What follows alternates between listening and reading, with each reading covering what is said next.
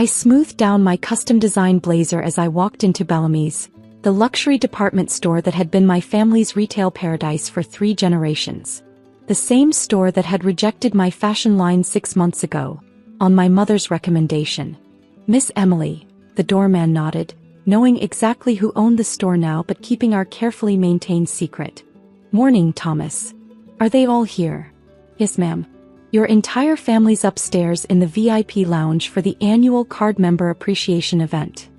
I smiled, thinking about the surprise waiting for them. For years, they dismissed my fashion ambitions as playing dress-up. They had no idea that while they were mocking my designs, I'd been building a fashion empire under my professional name, acquiring luxury brands through my holding company Elite Ventures, including their beloved Bellamy's. "Still working on your little sketches, Emily?"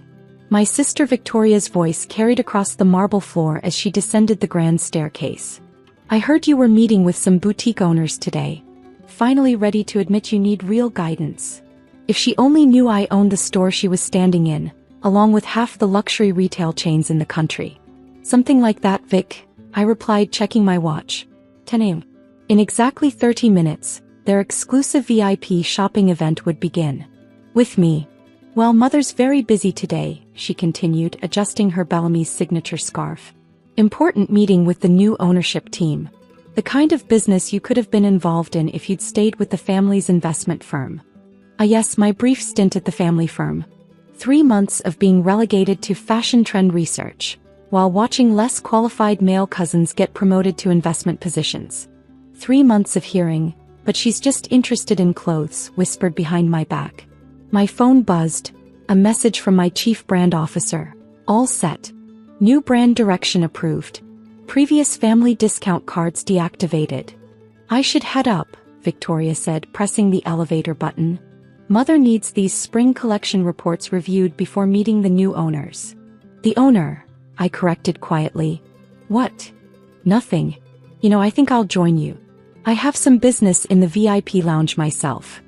She looked at me with that particular mix of pity and condescension she'd perfected since I left the family firm. "Emily, please don't tell me you're trying to pitch your little fashion line to Bellamy's again."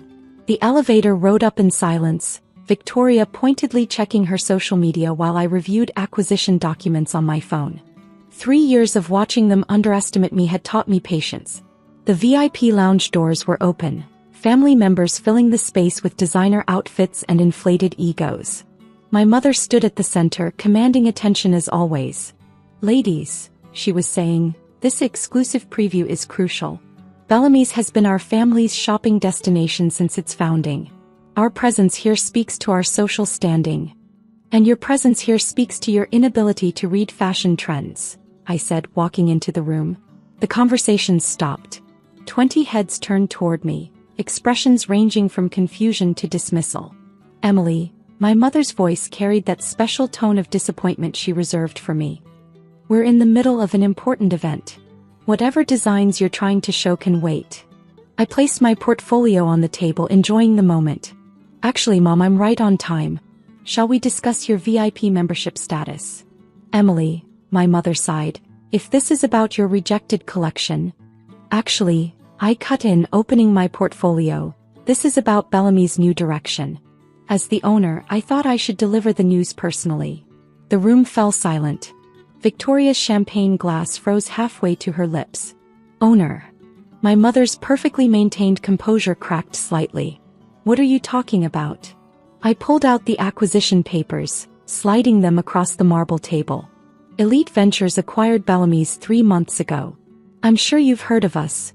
We own half the luxury retail market in North America." "Elite Ventures?" Victoria stammered. "But that's Elena Brighton's company." "Elena Brighton is my professional name," I replied, enjoying their shocked expressions. The one I started using after you all told me no one would take a fashion line seriously from little Emily Richardson." My mother grabbed the papers, her hands trembling slightly as she read. "This can't be real. You can't possibly have the business acumen to run a multi-billion-dollar fashion empire?" I finished for her. "Funny how much you can accomplish when you're not being undermined by your own family." Aunt Margaret, always quick to spot a social advantage, stepped forward. Darling, we always knew you had potential. Save it, I cut her off. I have the boardroom recordings from when you voted against my collection. She needs to stick to shopping, not designing, I believe were your exact words. My phone buzzed. Messages from my executive team. CFO, new brand strategy announcement ready. Marketing director, press release prepared for tomorrow. Head of operations, VIP membership system updated. Now, I continued, about those VIP cards you're all so proud of. As of today, they're inactive. The collective gasp was almost comical. These cards weren't just about shopping. They were status symbols, proof of belonging to Bellamy's elite inner circle. You can't do that, my sister protested. We're founding family members. Correction. You were preferred customers of the old Bellamy's. The new Bellamy's, I smiled, has different standards. I walked to the window overlooking the main floor, where workers were already changing displays. For example, our spring collection will feature an exciting new designer. Someone the previous management unfortunately overlooked. The horror dawned on their faces as they recognized my designs being installed in the premier window displays. The same collection you rejected 6 months ago, I confirmed. The one Mom said would destroy Bellamy's reputation. Well, guess what? The buyers from Paris, Milan, and New York disagree. They've already placed orders worth more than this store's annual revenue. Victoria rushed to the window, pressing her hands against the glass as she watched my collection being unveiled below. The same designs she'd called amateur and embarrassingly basic were now taking center stage in the store's most prestigious display spaces. This is a joke, my mother declared, though her voice wavered. Where did you get the money to? To buy Bellamy's? I interrupted, pulling up more documents on my tablet. The same way I bought Luxe Fashion Group last year and Metropolitan Styles the year before that. While you were all mocking my little sketches, I was building a fashion empire worth billions. My phone buzzed with industry alerts. Breaking. Elite Ventures acquires Bellamy's. Fashion mogul Elena Brighton reveals true identity. Industry shocked as Emily Richardson named new Bellamy's CEO. But your designs... Aunt Catherine sputtered. They were rejected by every major retailer. No, I corrected her. They were rejected by Bellamy's, because Mom made sure of it. Every other luxury retailer jumped at the chance to carry them. In fact, I pulled up the sales figures. My debut collection outsold Bellamy's entire designer section last quarter. The room erupted in chaos as my relatives grabbed their phones, frantically Googling Elena Brighton and discovering the truth. 3 years of carefully maintained secrecy unraveled in minutes. The Paris Fashion Week show last fall. Victoria whispered, when everyone was wondering who Elena Brighton was. That was me, I confirmed. Front row seats were reserved for family, but you all declined. Too busy attending the Bellamy's seasonal preview, as I recall. My mother sank into a chair, her perfectly maintained facade crumbling. Why didn't you tell us? Tell you? I laughed. Like when I tried to tell you about my business plan. Or when I showed you my market research. Or maybe when I presented my collection and you said, and I quote, "Stick to shopping, dear. Leave designing to the professionals." The store's PA system crackled to life. Attention Bellamy's shoppers, please join us for an exciting announcement about our new direction under Elite Ventures ownership. That's my cue, I said, gathering my papers. We're announcing the store's rebranding. The new Bellamy's will feature upcoming designers, talented people who might have been overlooked by the old guard. You can't just change everything, my mother protested. This store has tradition. Had tradition, I corrected. Traditions like rejecting designers based on family politics rather than talent. Traditions like maintaining an exclusive club of VIP members who look down on everyone else. Those traditions end today. The marketing team arrived carrying the new brand materials. The logo I'd designed, the one my family had mocked as amateurish, was now being installed above the entrance. Your VIP memberships, I continued, pulling out another document, will be reinstated on one condition. You each spend a month working in the store. Sales floor, fitting rooms, inventory, just like I did when you all said I needed to learn the business from the ground up. The horror on their faces was priceless.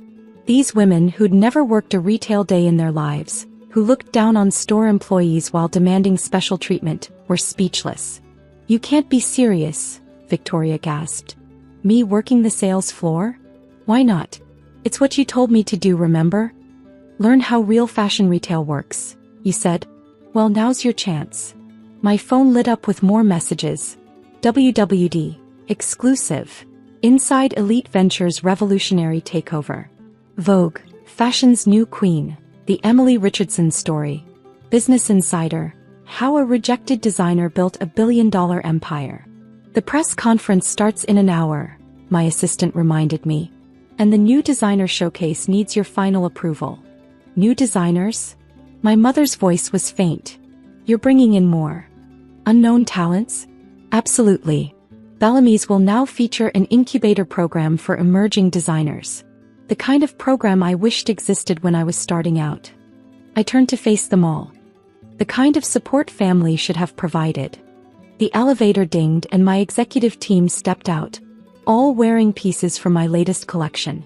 The same designs my family had ridiculed were now proudly worn by some of fashion's most powerful players. Ms. Richardson, my CFO approached with more papers. The financial projections for the new designer program are ready. And Paris called. They want to double their order for next season. Victoria grabbed her phone, frantically scrolling through fashion news. "Oh my God," she whispered. "Elena Brighton, you're the one who bought out Maison Laurent? And Crystal Heights? Those were our favorite brands." "Yes," I smiled. "Interesting how none of you noticed the changes in design direction over the past year.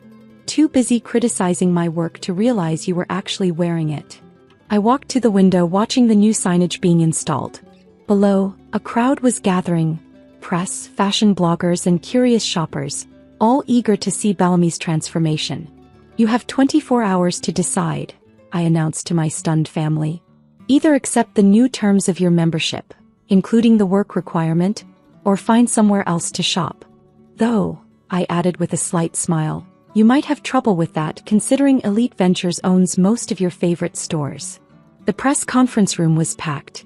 Fashion journalists, industry insiders and social media influencers filled every seat, their cameras trained on the empty podium where I would soon reveal the truth about Elena Brighton and the future of Bellamy's.